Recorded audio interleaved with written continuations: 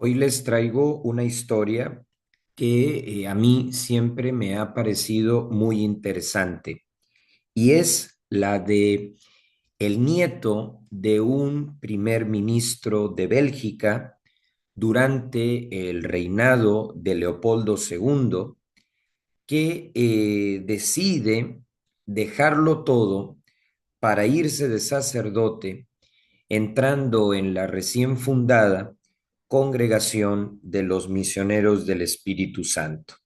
Desde luego que, como lo pueden ver en pantalla, me refiero al padre Edmundo Iturbide Regondó, quien luego de conocer al fundador de la que sería su congregación, el venerable padre Félix de Jesús Rullé, decide unirse a ella y dar un aporte muy importante porque con el paso del tiempo llegaría a ser el primer superior general luego del fundador.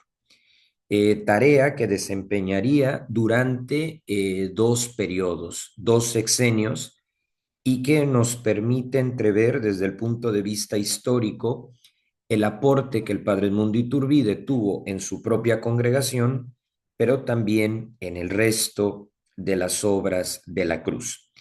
En este video, para no alargarnos demasiado, me voy a detener exclusivamente en su origen familiar, porque me parece muy interesante y del que podemos extraer algunas claves también para el momento actual. Decía yo por el título que fue nieto de un primer ministro de Bélgica y cuento la anécdota para que podamos entender el contexto. Me estoy refiriendo a Edmund Regondó, quien en ese momento trabajaba como primer ministro en tiempos del rey Leopoldo II.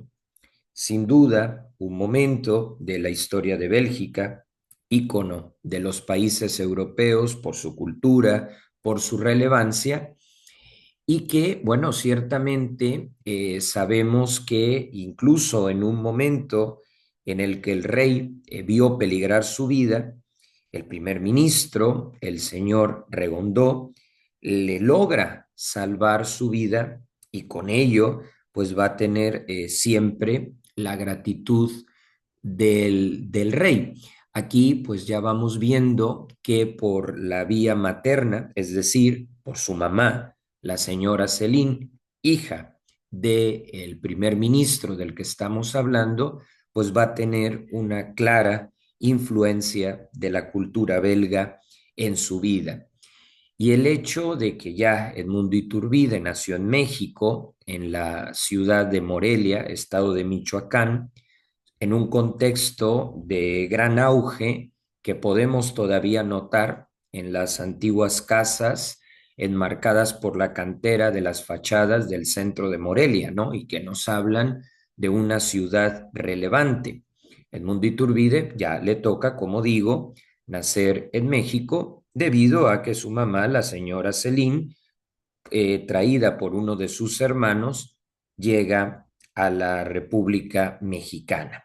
Esto por el lado de su mamá, ¿no? Totalmente vinculada con la aristocracia y desde luego la política, el gobierno en Bélgica.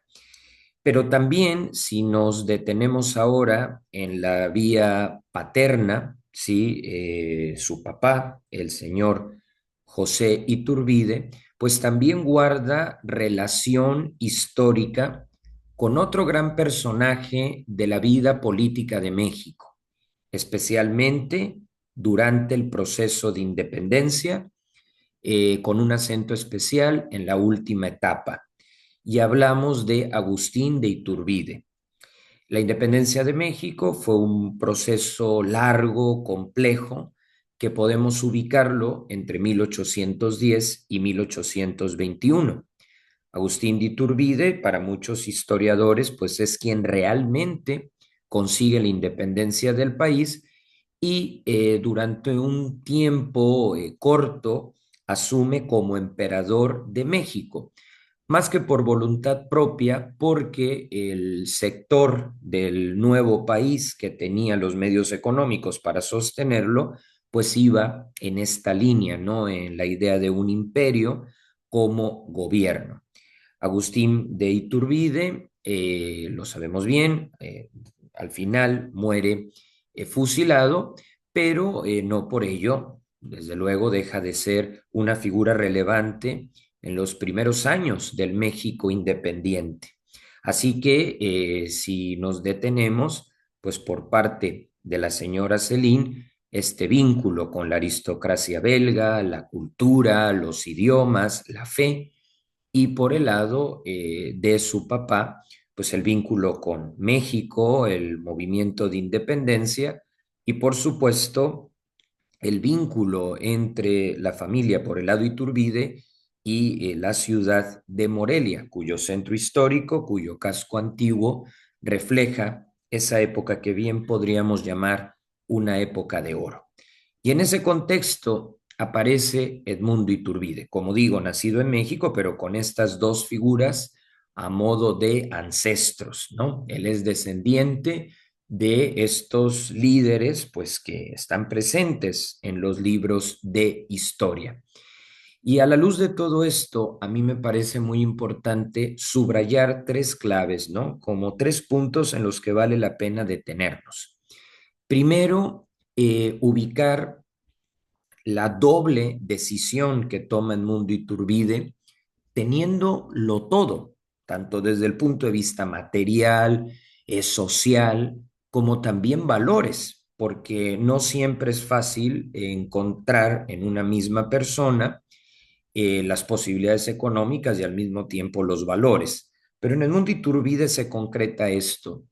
Y yo lo subrayo porque teniendo el potencial de un futuro brillante, era en toda regla un líder muy conocido en la ciudad de Morelia, popular entre sus amigos, opta por ser sacerdote, que es la primera decisión audaz, pero no solamente da este paso ya de por sí difícil, ¿no? Sobre todo teniendo tantas opciones, porque no es lo mismo optar por un camino para toda la vida cuando se deja algo que cuando no se deja nada. Y en el caso de él, se dejaron muchas cosas, desde luego, para un bien mayor, ¿no? El de la fe, el de, pues, ser un eco de Jesús en la historia.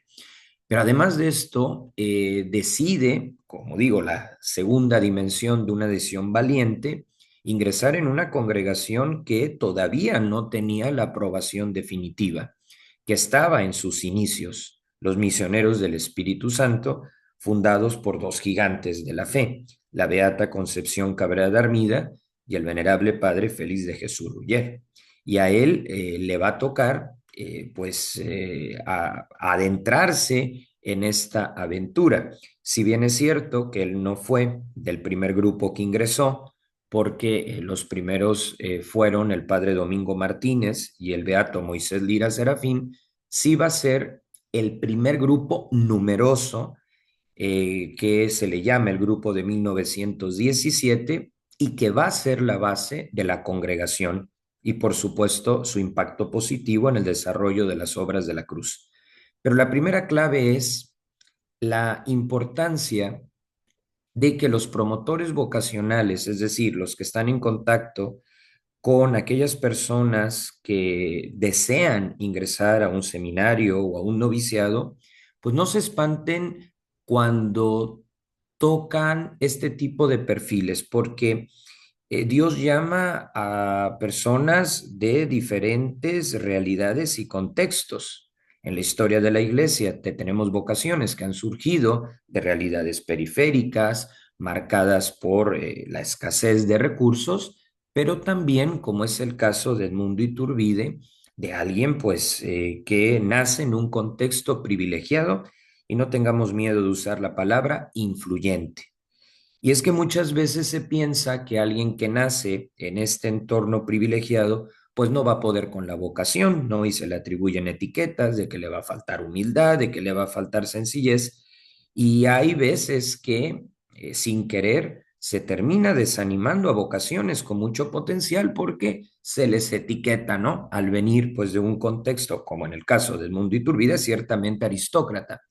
Sin embargo, Dios, que no conoce de etiquetas, nos muestra ejemplos como el de Edmundo Iturbide que enriquecen el mosaico variado de la historia de la iglesia, ¿no? Y que me hace pensar, por ejemplo, en un Carlo Acutis, que por su familia tuvo muchísimas oportunidades, viajes que realizó cuando lo hacía, tenía acceso a una buena computadora, cámara de video, o sea, era una persona que recibía de su familia, pues todo aquello que él necesitaba gastar y usaba gran parte de esos recursos, de lo que le daban en su semana para ayudar a los más pobres.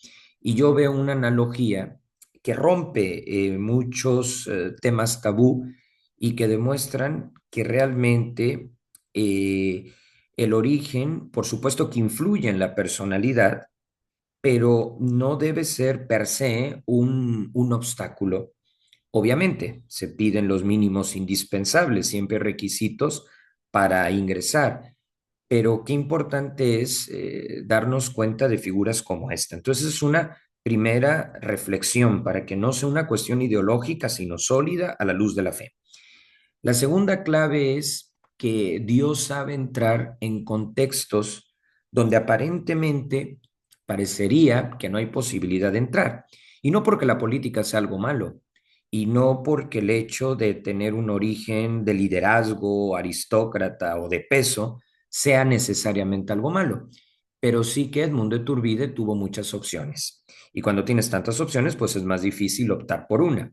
Sin embargo, lo hizo. Y esto nos habla de un sacerdote sólido y que realmente estaba convencido de la espiritualidad de la cruz que él vivió hasta las últimas consecuencias. Incluso, como lo hemos dicho otras veces, en medio de la incomprensión, porque cuando te toca ser el brazo derecho de un fundador, como fue el caso de Félix de Jesús Ruller y Edmundo Iturbide, que era, como digo, su apoyo, pues muchas veces al morir el fundador, pues no se alcanza a ver a las personas que estuvieron cerca e incluso se les malinterpreta, ¿verdad? Pero la ventaja del paso de los años es que permite seguir estudiando estas figuras y hacerles justicia, ¿no? Que es lo que me parece importante con un estudio objetivo del padre Mundo Iturbide y se va reconociendo su aporte y que también tenía luz propia que obviamente fue desarrollando gracias al fundador que lo entrenó, que lo preparó, pero que también vio en él la capacidad de hacerlo, ¿no? Y por último, me parece importante subrayar esta clave. Eh, el aporte que Edmundo Iturbide dio a la iglesia y no solamente a la fe, que eso era su principal objetivo, sino al bien común, porque, y esto hay que entenderlo, cuando alguien vive bien la fe, inmediatamente contribuye en el bien común. Y él lo hizo no solo por su obra literaria, por su espiritualidad, sino también porque dio origen a dos congregaciones religiosas. Es el fundador de las misioneras de Jesús Sacerdote a partir de 1938, junto con la sierva de Dios Dolores Echeverría Esparza, y también el fundador en 1952, junto con la sierva de Dios Marta Crislip Ibarrola, de las Hermanas de la Veracruz Hijas de la Iglesia. Y gran parte de las obras que tienen estas dos congregaciones son colegios. Y el hecho de contribuir a la educación va en la línea de la evangelización, pero también del bien común. De modo que ese liderazgo como superior general de los misioneros del Espíritu Santo, ese liderazgo que permitió materializar obras, está totalmente relacionado con su experiencia familiar y con el aporte que estos personajes ligados a sus dos apellidos le fueron dando como herencia. Hay habilidades que ya se traen y me parece que en la naturaleza del padre Mundo Iturbide ahí está capacidad, como, y pienso que así fue, que Dios ya vislumbraba lo que se venía y por eso quiso que esa cultura tan amplia, ese modo educado de ser, esa presencia, digámoslo así, profesional, pues la va a poner al servicio de los demás. No es algo que se guarda para su propio beneficio Y yo creo que esto engrandece su figura. Antes de concluir, desde luego quiero agradecer de modo especial un libro o valorar que esta anécdota del primer ministro y del rey Leopoldo II viene de una biografía que escribió sobre el padre Edmundo Iturbide, la madre María de la Luz Ruano Rivera, de las Misioneras de Jesús Sacerdote, y también agradecer a las hermanas de la Veracruz, pues su asesoría constante. Así que después de haber hablado de esta anécdota de alguien que tenía todo tipo de posibilidades y que opta por Jesús, opta por ser sacerdote, opta por construir, pues nos da esa lección de cómo el ambiente familiar, cuando es favorable y tiene estos horizontes tan amplios, puede provocar que en una misma persona coexistan, ¿no? Los horizontes con los valores y cómo esa experiencia lo capacitó para lo que hizo más adelante. Es verdad que quien tiene responsabilidad de gobierno, como la tuvo él, pues siempre va a estar bajo la lupa, porque es quien toma las decisiones.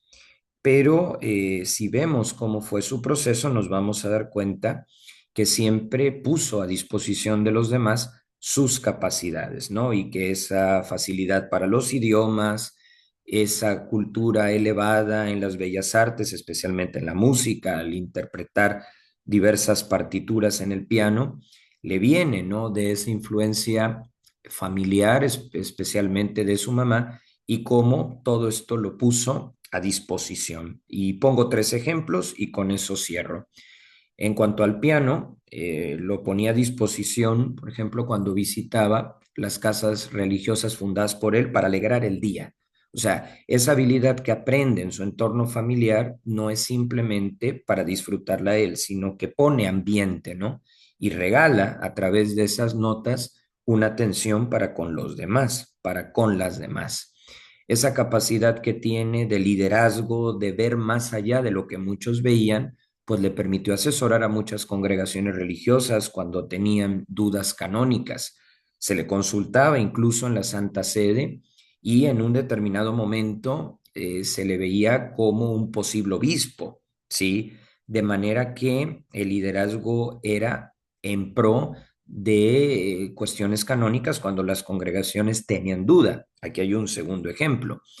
Y el tercero que me parece muy importante es que no ve en su origen aristócrata, poderoso o influyente una razón para hablar rebuscado o desconectado de la realidad. Al contrario, si uno lee sus homilías, sus reflexiones, era una persona preparada con un pensamiento profundo, fruto de su ambiente familiar, pero que sabía explicarlo en términos sencillos, en términos cultos, pero claros y cercano a las personas.